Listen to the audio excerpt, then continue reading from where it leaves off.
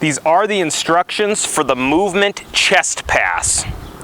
To set up this event, you are going to want to find a spot on the ground and mark that spot. This is going to be your volunteer spot or your coach's spot, and that will be right here, this blue X on the ground. From that spot, you want to measure 5 feet in a direction and then turn 90 degrees and measure 10 feet. Once you find that spot, mark that spot on the ground.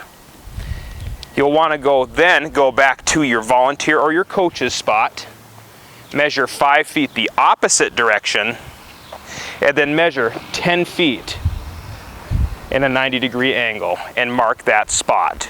This will be your other spot. Okay? From there, go back to your coach's spot and measure 10 feet directly between the 2 spots you just marked on the ground. And this will be your athlete's starting spot. So go ahead and mark a spot on the ground there as well. To complete this event, you are going to have your volunteer or your coach stand on their spot, so the coach's spot, which was the initial spot that we marked. Your athlete will stand on the athlete's starting spot, which was the last spot you marked, that is between the other 2 marks. The athlete will start with the ball in their hands. When they're ready, the athlete will pass the ball to the coach, and then once they have passed the ball to the coach, the athlete will run or walk, whatever they're comfortable with, to one of the spots you marked off to the side. The coach will then pass the ball to the athlete in the air, and the athlete will pass the ball back to the coach. Now remember, this is the movement chest pass event, so they're only doing chest passes. If the athlete bounces the ball back to the coach, it will count for 0 points, and we'll hit scoring here in a second. But once the athlete has passed the ball back to the coach, the athlete then runs to the other spot that they marked. They skip over the starting spot, they run all the way to the next spot. The coach would pass the ball to the athlete would catch it, and then pass a chest pass back to the coach. Then the athlete runs back to the other spot. The coach passes it to the athlete does a chest pass back, and that continues back and forth for 60 seconds. Now, to score this event, you're going to want to award 1 point for every chest pass that the athlete throws that hits the coach or the volunteer in the hands. That does include the very first pass. So if they pass the ball and it hits the coach in the hands, regardless of whether the coach catches or drops the ball, award 1 point. You also want to award 1 point for every pass from the volunteer that the athlete catches. If the athlete drops the ball, they receive 0 points.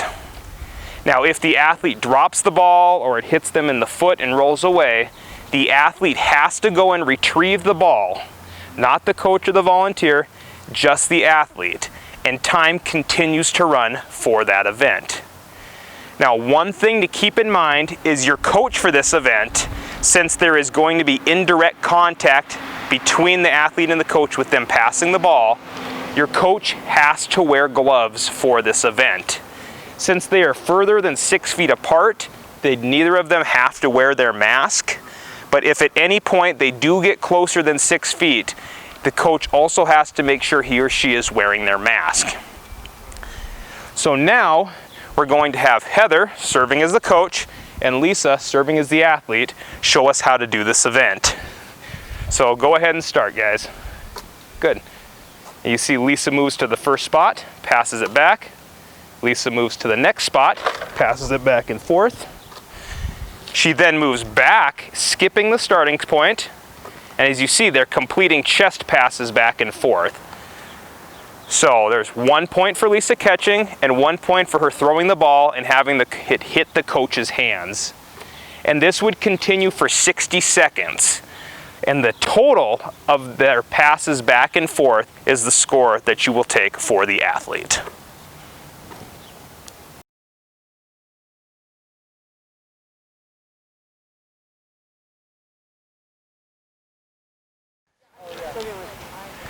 These are the instructions for the agility dribble. To set up this event, you're going to need 6 cones. Or if you have something else to mark the ground that you want to use, that is a-okay. But you need 6 items to mark the ground. Now it's good if these items can move, just in case you have an athlete bounce into them, because you don't want an athlete to trip on accident. So what you're going to want to do first is find a spot on the ground and mark that first spot. That's going to be your athlete's starting spot. From there, you are going to measure 2 yards and drop your next item. 2 yards and mark that next spot. 2 yards, next spot. 2 yards, next spot. 2 yards, next spot. And that is the end cone or the turnaround cone that we will be using for this event. Now to complete this event, what your athlete is going to do is, depending on what they're most comfortable with, is line up on one side of the starting cone. So whether they're right-handed or left-handed, this might make a difference. But what their goal is depending on what side of the cone they start at, to weave through the cones. So in other words, they're going to be doing a slalom through the cones as fast as they can. When they reach the end cone, they will dribble around the end cone and continue to go through the course, slaloming in between the cones. When they get back to their start cone, they will go around their start cone and continue going through the course. This continues for 60 seconds. Now for every time an athlete passes either the end cone or the start cone, award your athlete 3 points. So 3 points for every time they pass this end cone or the start cone. Your athlete will do this for 60 seconds and try to get through the course as many times as possible. And at the end of 60 seconds, their total score is what you will put on your final score form. So now Jaylee is going to show us how to complete this course. Go ahead when you're ready, Jaylee.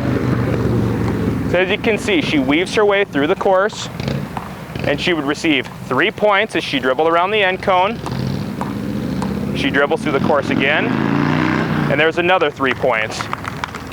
Goes around, keeps going, and 3 more points. And she would continue to do this for 60 seconds. If the athlete loses control of the ball as they complete this event, the clock would continue to run and the athlete would have to retrieve the ball. Not a coach or assistant, just the athlete, but the clock does continue to run.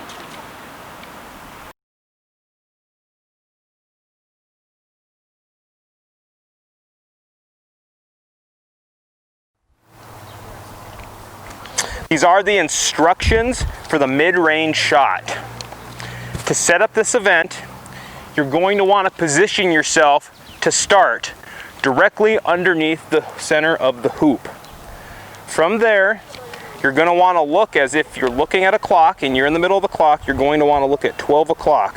So basically straight towards where the free throw line would normally be. And measure 10 feet in that direction. Once you reach that 10-foot spot, measure 1 foot to each side and mark that spot. So you'll have 1 spot here and you'll have 1 spot here. So those 2 spots are marked so far.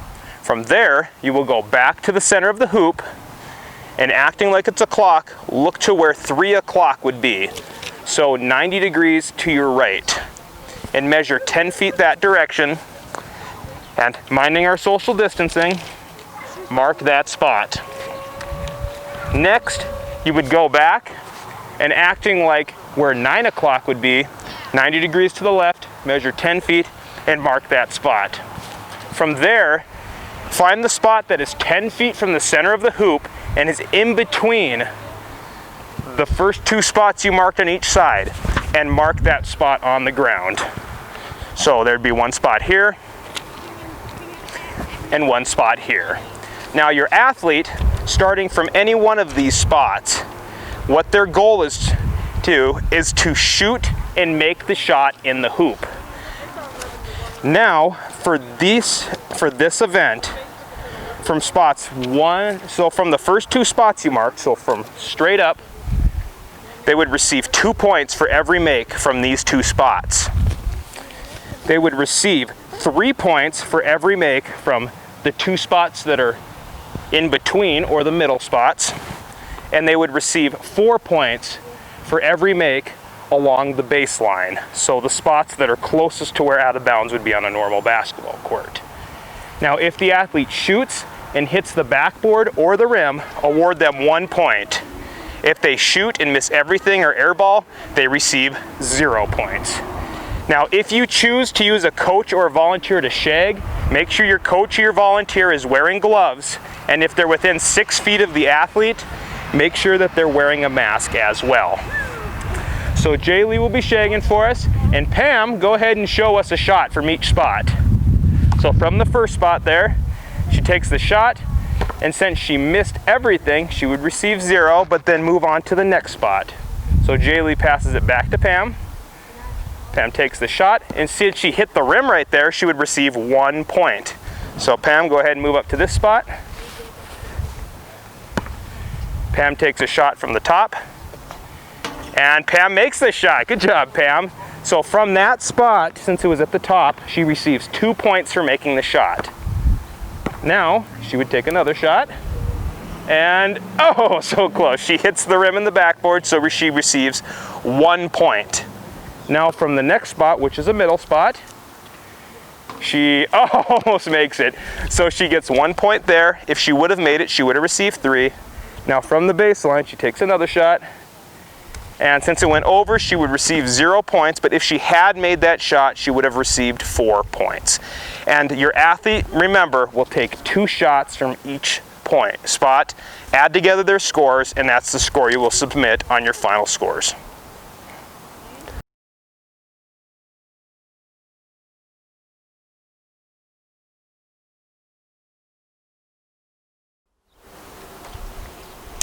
These are the instructions for the free throw shot.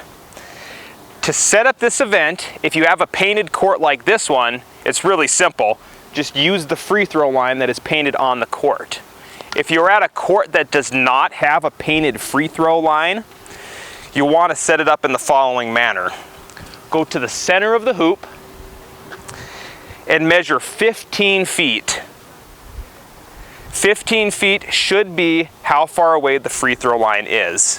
When you reach that 15-foot mark, lay down a 12-foot strip of, you can use cones to mark that spot, you could use chalk to mark that spot, or if you're on a paved court, use painter's tape or another type of item to mark a 12-foot line that is 15 feet away from the center of the hoop. That should be the measurement for the free throw shot. Now for this event, you will have the athlete with the ball behind the free throw line. Now if the athlete shoots and as they shoot they jump and cross the line, that's okay as long as they took the shot from behind the free throw line. So you have to make sure they shoot from this side, and if they cross over while they're shooting to this side, that's okay, but they have to shoot from this side of the line. Now for this event, your athlete is going to be taking 10 different shots and trying to make the shots in the hoop. They receive 3 points for each time the ball goes in the hoop and is a make. They receive 1 point if the ball hits the backboard or the rim, and they receive 0 points if they miss the backboard and the rim or they airball the ball. Now your athletes can utilize a coach, or Kashina is serving as our coach here, can utilize a coach to shag balls if they so choose. But the coach or volunteer that is assisting with shagging the balls has to make sure that they're wearing gloves for this event. They don't have to wear a mask as long as they stay 6 feet away from the athlete, and the athlete does not have to wear a mask or gloves since they're actually competing in this event. So keep in mind the coach has to have gloves at all times, and we have to disinfect balls between athletes. So Thad, go ahead and show us these free throw shots. So you see he takes the shot, he makes the shot, so he receives 3 points for that shot. He stays behind the line, and on that miss, since he hit the backboard of the rim, he received 1 point. So he takes another shot, he would receive another point for that one. since he missed the shot but still hit the backboard and the rim. And this would continue for 10 shots, and at the end of 10 shots, you would add up the athlete's total score, and that's the score you would put on your final score sheet.